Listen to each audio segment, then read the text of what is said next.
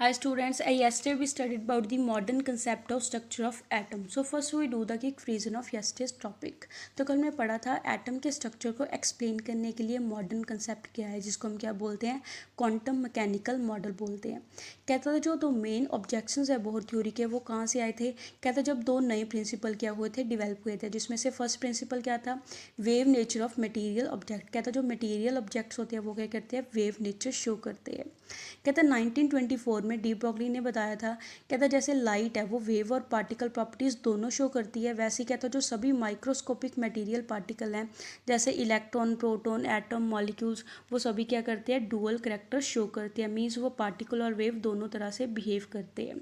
Next कहता है de Broglie के अकॉर्डिंग क्या होता है, जो सभी मटेरियल पार्टिकल्स जब मोशन में होते हैं, जब मूव करते हैं, तो उनमें क्या होती है, वेव करैक्टरिस्टिक्स प्रेजेंट होती है। तो डी ब्रॉगली के अकॉर्डिंग कहता है जो वेवलेंथ है इन मटेरियल पार्टिकल की, उसको उसने कैसे एक्सप्लेन करा था, वेवलेंथ किसके इक्वल होती है, h/mv के इक्वल होती है।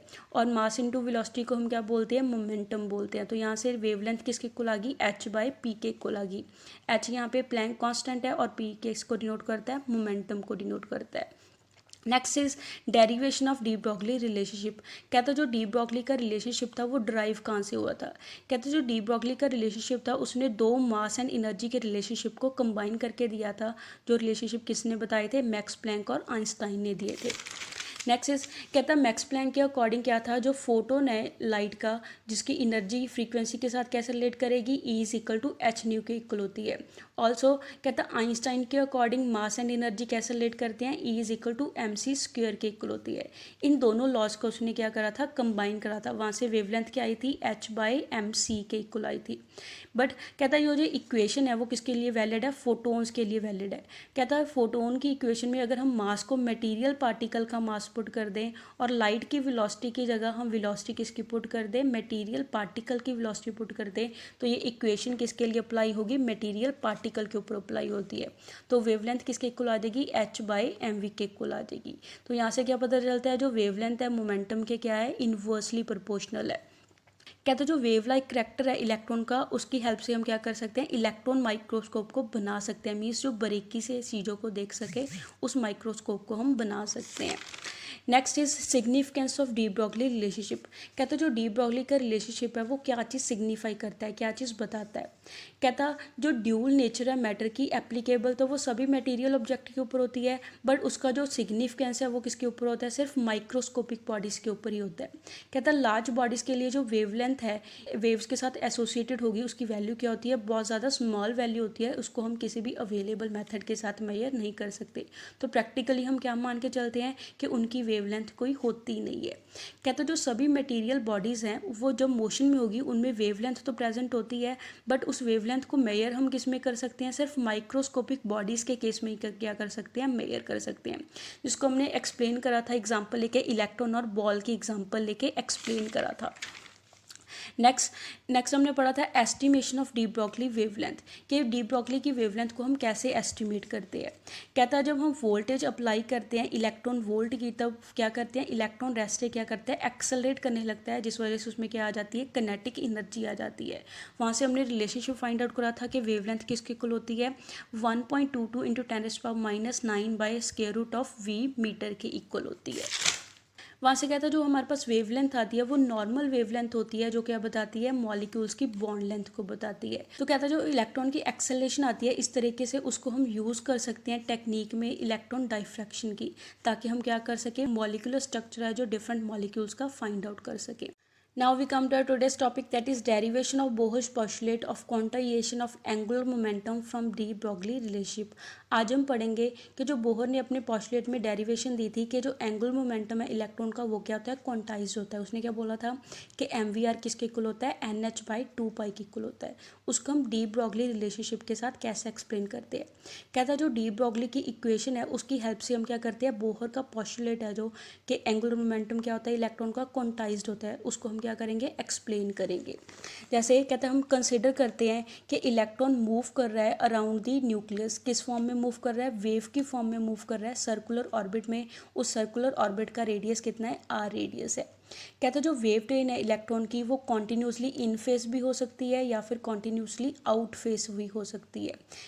कहता है अगर दोनों एंड्स है वेव के वो क्या करें, मीट करके क्या देंगे, रेगुलर सीरीज देंगे क्रेस्ट और ट्रफ की। उस वेव मोशन को हम क्या बोलते हैं, इन फेस बोलते हैं। जैसे हम डायग्राम से करेंगे, जैसे फर्स्ट डायग्राम में हमें क्या शो हो रहा है, वेव के दोनों एंड क्या हो रहे हैं, मीट हो रहे हैं, जिस वजह से हमारे पास रेगुलर सीरीज आ रही है क्रेस्ट और ट्रफ की। इसको हम क्या बोलते हैं, वेव इन फेस बोलते हैं। ऐसे ही कहता अगर हमारे पास दोनों एंड है वेव के वो मीट ना करें तो हमें रेगुलर सीरीज है क्रेस्ट और ट्रफ की वो नहीं मिलती। उसको हम क्या बोलते हैं, आउट ऑफ फेस बोलते हैं। जैसे हमें सेकंड डायग्राम में शो है, सेकंड डायग्राम में क्या है कि वेव के दोनों एंड आपस में मीट नहीं करते, जिस वजह से हमारे पास रेगुलर सीरीज नहीं आती क्रेस्ट और ट्रफ की। उसको हम क्या बोलते हैं, वेव आउट ऑफ फेस बोलते हैं। नेक्स्ट कहता है जैसे हमें फर्स्ट फिगर में शो करा है, जो हमारे पास वेव इन फेस वाली फिगर है, उसमें जो वेव मोशन है वो कॉन्टिन्यूसली इन फेस चलता है। तो उसमें जो सर्कमफ्रेंस होगा सर्कुलर ऑर्बिट का वो किसके इक्वल होना चाहिए, इंटेग्रल मल्टीपल होना चाहिए कि उसमें टोटल कितनी नंबर ऑफ वेव लेंथ है। अदरवाइज कहता है जो हमारे पास दूसरी फिगर है, जो हमारे पास वेव आउट ऑफ फेस वाली फिगर है, उसमें क्या होता है, वेव्स क्या करती हैं, इंटरफेयर करती हैं डिस्ट्रक्टिवली। वो क्या करती हैं, एक दूसरे के इफेक्ट को कैंसिल आउट कर देती हैं और खुद ही क्या हो जाती हैं, डिस्ट्रॉय हो जाती हैं। तो कहता तो हम क्या कंसिडर करेंगे, कहता जब हम कंसिडर करते हैं इलेक्ट्रॉन को एज अ वेव तो ऑटोमेटिकली हम क्या मान के चलते हैं कि उसमें नंबर ऑफ ऑर्बिट क्या है, लिमिटेड नंबर ऑफ ऑर्बिट्स हैं। बिकॉज सभी ऑर्बिट में हमारे पास वेव्स हैं जो वो इन फेस नहीं होती, कुछ ऑर्बिट में हमारे पास वेव्स क्या होती हैं, आउट ऑफ फेस होती है। तो इस वजह से हम सिर्फ वही ऑर्बिट को कंसिडर करके चलते हैं जो क्या होते हैं, जिनमें वेव्स क्या होती हैं, इन फेस चलती है। तो कहता अब डिस्कशन से हमें क्या पता चल रहा है कि जो सर्कमफ्रेंस है ऑर्बिट का वो किसके इक्वल होगा, इंटेग्रल मल्टीपल होगा वेवलेंथ के। तो यहाँ से सर्कमफ्रेंस किसके इक्वल आ गया, वेवलेंथ के इंटेग्रल मल्टीपल के इक्वल आ गया। और सर्कमफ्रेंस किसके इक्वल होता है, सर्कुलर ऑर्बिट का 2πr के इक्वल होता है। तो यहाँ से हमारे पास क्या आ गया, 2πr is equal to n lambda आ गया। बट डी ब्रॉगली इक्वेशन के अकॉर्डिंग क्या होता है, लैम्डा किसके इक्वल होता है, h/mv के इक्वल होता है। तो यहाँ से हम लैम्डा की वैल्यू को ऊपर वाली इक्वेशन में पुट कर देंगे, वहाँ से क्या आ जाएगा, 2πr is equal to nh/mv के इक्वल आ जाएगा। इस इक्वेशन को हम रीअरेंज करके क्या करेंगे, एंगुलर मोमेंटम को फाइंड आउट करेंगे। तो वहाँ से mvr किसके इक्वल आ गया, nh/2π के इक्वल आ गया, जो कि हमें बोहर ने अपने पोस्टुलेट में एक्सप्लेन करा था। कहता जो एंगुलर मोमेंटम है इलेक्ट्रॉन का वो क्या है, इंटेग्रल मल्टीपल है h/2π का। इन अदर वर्ड्स हम कह सकते हैं कि जो एंगुलर मोमेंटम है वो क्या है, क्वांटाइज्ड है, उसकी वैल्यू क्या है, फिक्स है। मीन्स उसमें n की वैल्यू है वो क्या होगी, होल नंबर में होगी, वो फ्रैक्शनल में पॉसिबल नहीं होती है। तो कहता है ऐसी सेम बोहर ने अब कंडीशन दी थी, एंगुलर मोमेंटम क्या होता है, क्वांटाइज्ड होता है, जिसकी एनर्जी क्या होती है, फिक्स होती है हर एक ऑर्बिट की। Next topic is distinction between electromagnetic waves and matter waves. कहता है इलेक्ट्रोमैग्नेटिक वेव्स और मैटर वेव दोनों में क्या डिफरेंस होता है।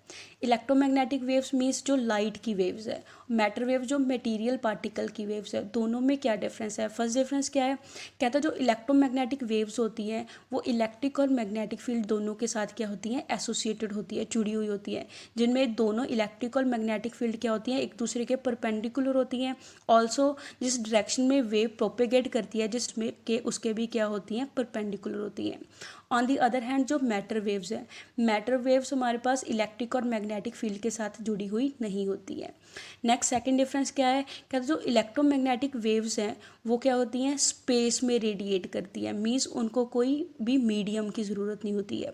जबकि मैटर वेव्स हैं, मैटर ना ही हमारे पास स्पेस में रेडिएट करेंगी, ना ही क्या करती हैं, अमिट होती हैं स्पेस पे पार्टिकल्स के द्वारा, बट सिंपली वो क्या होती हैं, किसके साथ जुड़ी होती हैं, पार्टिकल के साथ जुड़ी हुई होती हैं।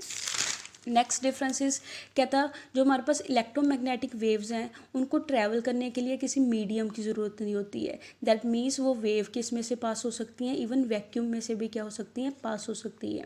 ऑन दी अदर हैंड जो मैटर वेव्स हैं, मैटर वेव को ट्रैवल करने के लिए मीडियम की ज़रूरत होती है। दैट मीन्स ये वेव्स है वो वैक्यूम में से पास नहीं हो सकती हैं। नेक्स्ट डिफरेंस इज, कहता जो सभी इलेक्ट्रोमैग्नेटिक वेव्स हैं वो सेम वेलोसिटी के साथ क्या करती हैं, मूव करती हैं।